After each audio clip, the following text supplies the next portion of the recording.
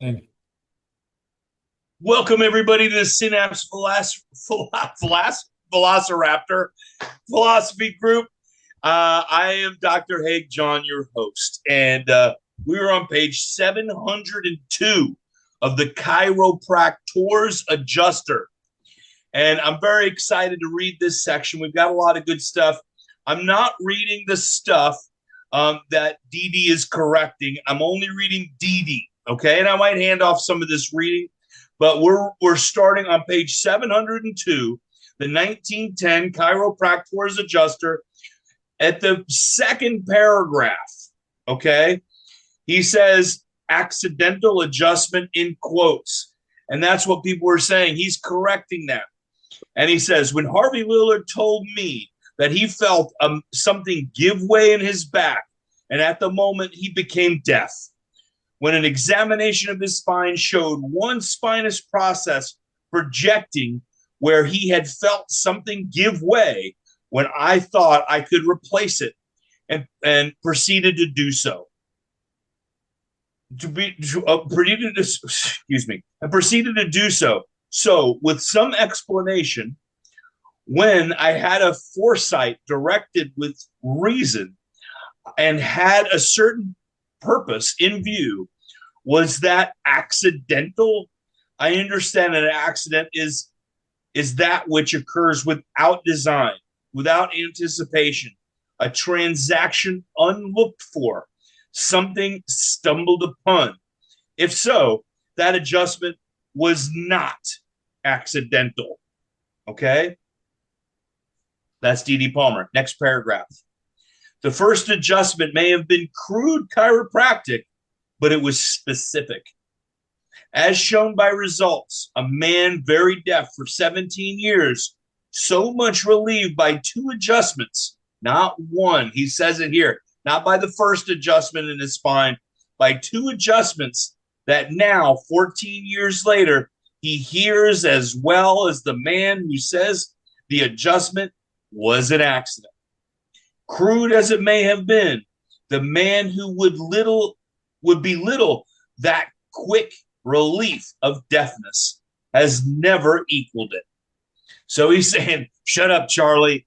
Well, let's see you do it. Absolutely.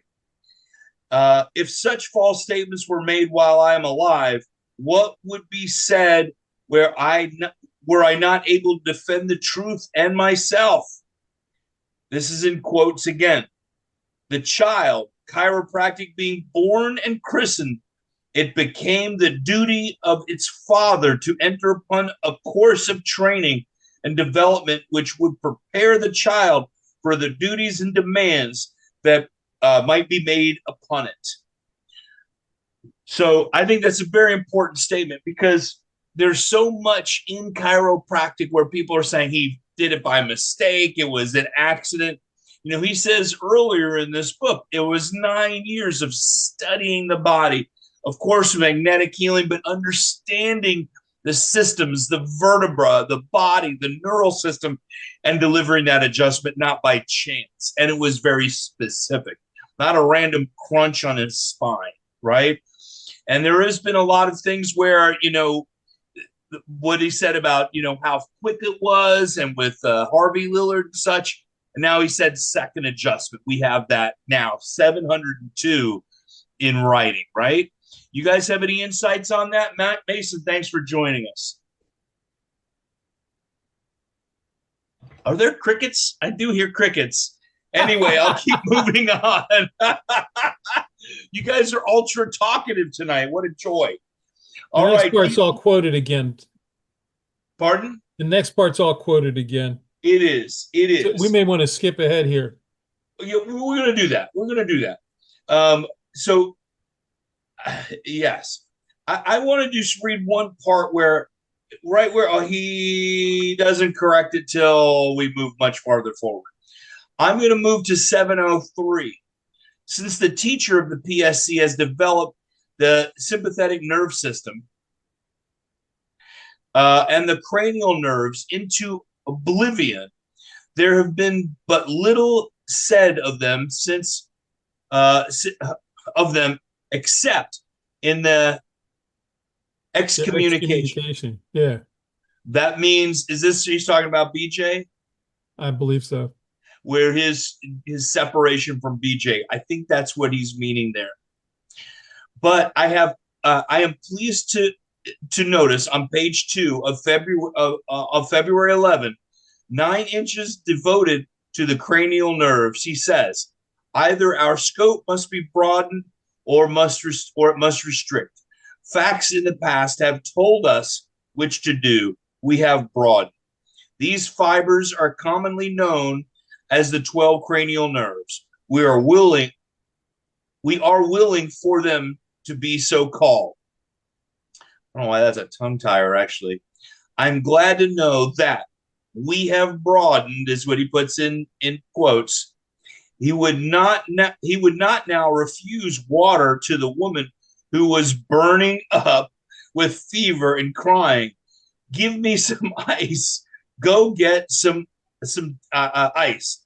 He now says the sympathetic nerve system is here and the cranial nerves are there. I think the adjuster with friendly assistance is doing valuable adjusting. So I think he's saying, okay, now we're getting on the same page. BJ we're falling in line again, and he's giving him a little accolade. Would you guys agree with that? What do you think? I think he's probably saying it's he's doing a little better. Yeah. Yes, I think so too. So that's where I'm gonna move on. Well, where did I make that mark? Was it 704? That was 703. Oh, 70. I skipped. Did I skip the 703? I know I have that 703. Awesome. Okay. Chiropractic is founded upon the relationship of the bones. Where are you? Huh? Where are you? 704. The next page. My mistake. 704. Okay. There's not much meat after that until we get over here, right? Yeah. Chiropractic is founded upon the relationship of bones, nerves, and muscle. You can't leave any of those things out. Oh, wait. Now, just above that, I'm sorry, I'm getting a little bit of haphazard here. Just above that, pressure on a nerve never stimulates, because we talk about overstimulating very often with the pressure, right? It certainly does. Or also, its carrying capacity could never be above normal. In all fevers, all local inflammation, there is an excessive function, which is owing to its excited, overstimulated condition of the nerve. The giant and dwarf, giant versus the pygmy, are samples of too much or not enough functionating. What did you get out of that reading? You brought up Fred Barge, we brought up BJ, and the giant versus the pygmy. What did you get out of that reading just recently, Al? You put me on the spot. I just was focused on I was so focused on the giant versus dwarf comment there. That who's the giant? The giant and the dwarf are samples of too much or not enough functioning. In other words, neither one is normal. It's too much or too little. The nerves there's either too much or too little information being distributed, and so it changes the structure of an entire body in that way. If there's nerve interference, it can be too much or too little. It's not perfect, and you can get, but they're both examples of nerve interference in the interference with the transmission of the mental impulses. Yeah. Simple as that. As simple as that. Does anybody read Italian? This is actually a very funny shirt, okay? If you read Italian. Is it backwards? No, I don't think so. I'll send you a screenshot. You can look it up. Anyway, so I'm skipping over here. Now we're on on. Way long. A distinguished surgeon declared that operations were opprobrium of surgery. Okay, this is the 1 to 3rd paragraph on 704. Mm-hmm. And an equally distinguished physician of England declared, "It is our ignorance that renders operations necessary." Wow. Doubtless, but for ignorance, the entire healing art would become obsolete or be merged in a general and universal education. Well, that's kind of interesting. He puts that in there. He's putting both, an understanding that if we're not doing our job, if we've got to do surgery, it's that in the medical world. The word surgery is a contracted form of an obsolete word. I don't know what that is. Shigurari, and signifies handwork or manual operations. The setting or adjusting of a broken bone and dislocations belong to surgery, but surgical anatomy treats own. What is it? Anatomy. You had to write Anatomy. Sorry. Treats only. Listen, I'm reading without glasses here for my first. I was going to give you that excuse. Yes, I'm using it. It's like Palopany. You have ever read Polo Pony? Treats only of the structure of a part of the body where manual operations are more frequently required. All right. How do you guys feel tonight? Lively, I see. So, so this journey, what are we using this for? I had, we're doing a seminar at Life University very soon, and their question was asked, what will people walk away with they can use tomorrow or Monday morning in the office? And that's what we talk about very often in here. How can we use this information given to us by BD and BJ Palmer? How are we going to use that Monday? This information, what are we going to use it for?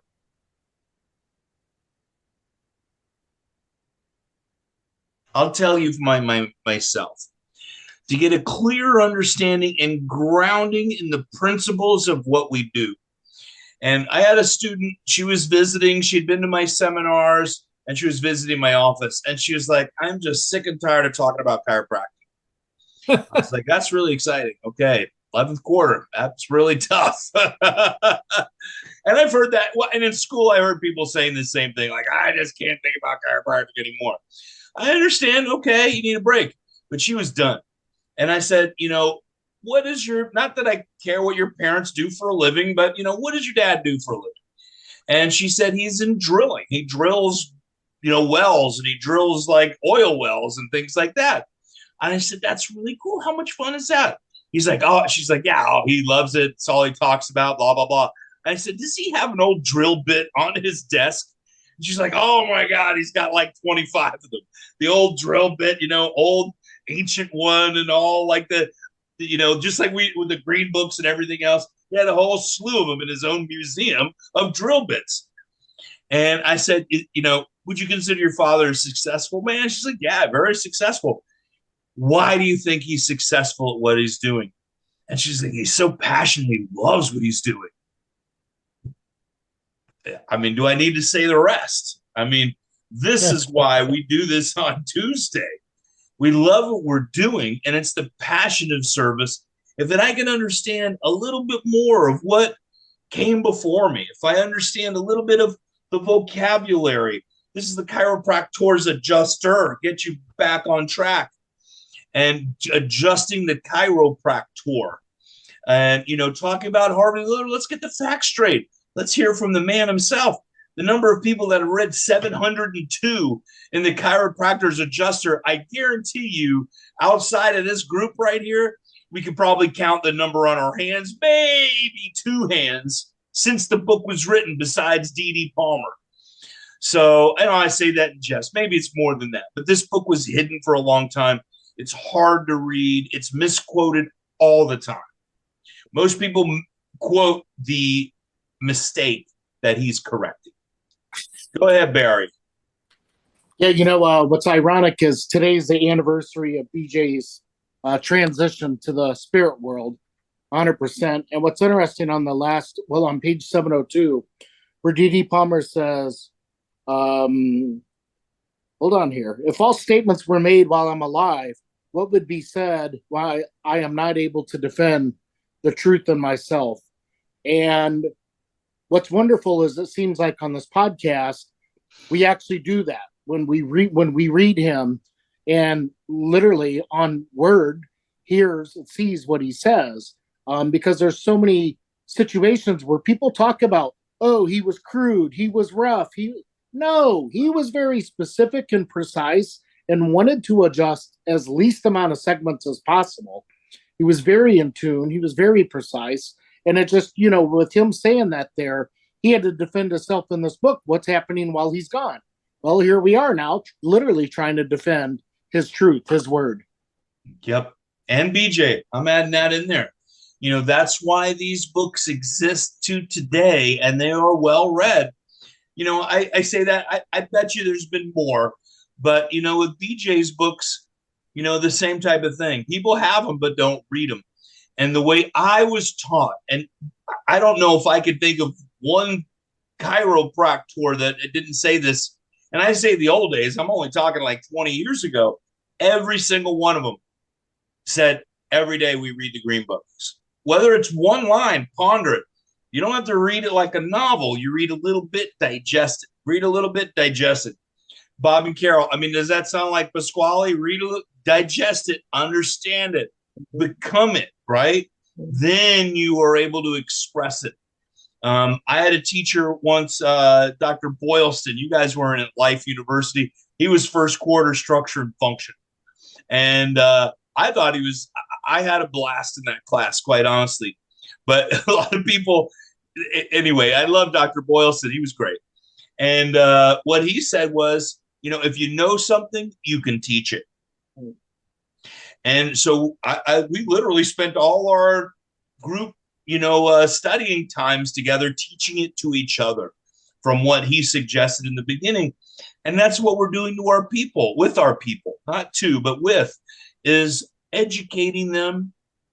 And there's a great video, and I think it was Sigafus was interviewing Herbert Ross Reaver. And he was, ancient, 90-something years old, adjusting people still. And they said, why are you still going into the office? 90-something years old, right? And he said, he didn't say it through just subluxations. He said, because every day I have an opportunity to teach people about their innate intelligence, God within them, right? That's powerful. What you're doing is empowering. You have a healing mechanism in you. Give it a chance, right? We've been overpolluted with poisons, toxins, garbage, salves, shots, pills, whatever, ointments, right? And I can think of one time my dad, he was like, oh, polysorbate 80. It's really great for growing hair. Now polysorbate 80 is like one of the most cancer-causing things. He gave it to me as a cream. I'm like, listen, I don't want any of that stuff. I don't want to hair. I'm like, I don't want it. Get out of here. All that hassle, that's just ego. So, but better educated we are, and our people, hey man, you're doing great. Your body is healing itself. The innate intelligence in you never gives up on you. You are working and healing at every moment you are alive. It doesn't stop. Your system is on your side. It never gives up. Don't give up on it. Those are the type of things we say in the office, and really just to people. And you give them confidence and hope, right? What's the lack of hope? That's a scary place to be when you're hopeless, right? So, and that's where it's just easier to control people when you have them hopeless and, oh my gosh, what am I going to do? I won't survive. I need surgery. I've got to get a whatever, But really, where these doctors, the reason why I read that one little split, that if we have to do surgery, we are failing as a physician. Getting people well is the most important process, the things that we can do. Clearing the nerve system isn't a healing art. It's really a getting back on track art, right? Getting back to norm art, helping people get back to who they're meant to be, right? So it takes time, work, repetition, effort from toxins, traumas, and thoughts. So that's why we do this. It's why we read it. And it's a lot of fun, if you ask me. But anyway. All right, what section we go into next? Oh, no, I read the Broaden one. All right.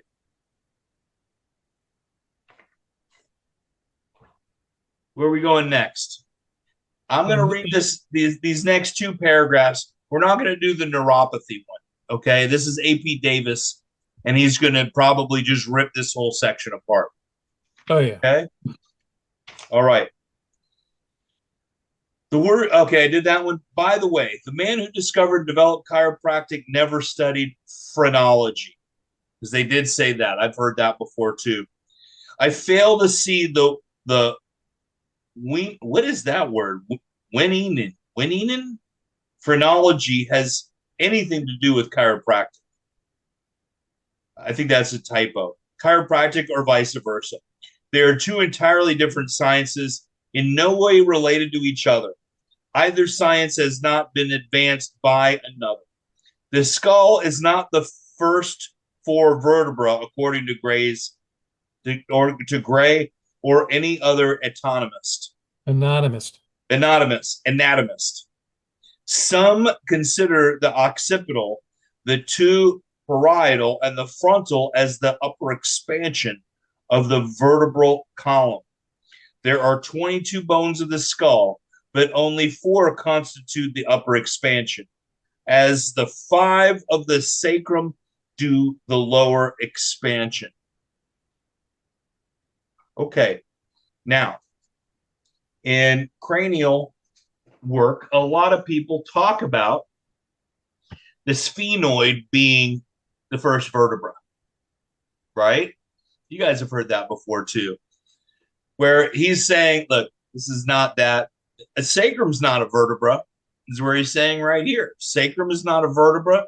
Sphenoid's not a vertebra. The occipit's not a vertebra. And a vertebra is a vertebra. And those are cranial bones. Let's keep it what they are. Let's not try and change anatomy, right? So 700 pages in, 200 something pages left to go. The next 200 pages, the next one, we're going to read ahead a little bit. Let's get some ideas where we want to go. We could finish this book probably by the end of the summer, I think. And where I would like to go is 1906. I know I've said it a dozen times, but I want to make sure everybody, can get their hand on the book, download the PDF, whatever it might be. And, what is it? Scott, is it Scott Jackson that digitized the green books? And, he's got them all there. What a gift. That's a lot of hard labor right there. So, let's give him some accolades for doing all that work and a lot of the obscure books, which is tremendously exciting. But I would like to read that book.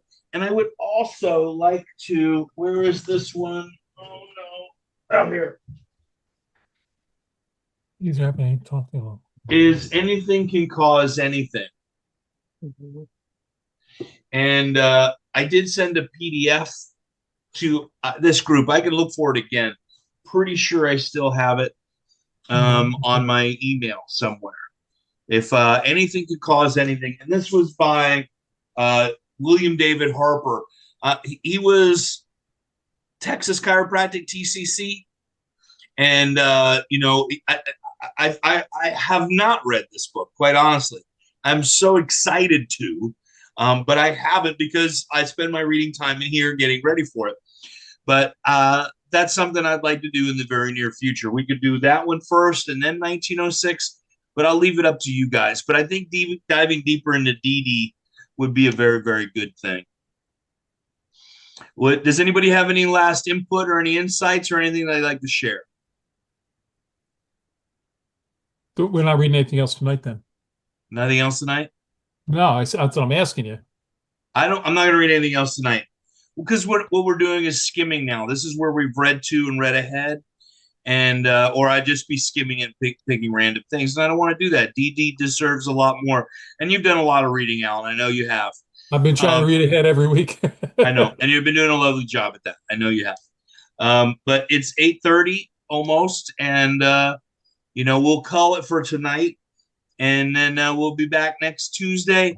I may take some days off just through the summer, but thank you, Carol, for asking. We're doing things, and which really reminds me to post it and get it out on the internet. Okay, I appreciate that very much. August 9th, we're going to be at Life University. August 8th, we're going to do a philosophy night, and we're going to find a venue for it. If I have to rent an Airbnb and do it in the basement of an Airbnb or something like that, I don't know. But it'll be a lot of fun. So August 9th is that, and then we're working on a date for Life West. That's going to be a fun one. I'm really happy. And they have a wonderful, amazing, awesome new chiropractor as the president, Dr. Peter Kevorkian. And we cheer him along. And, that school has a bright future, and it's been shining bright for a long time. Well, God bless you guys. Have a beautiful night. Yeah, nighty night. Good night. All right, no kitty tonight.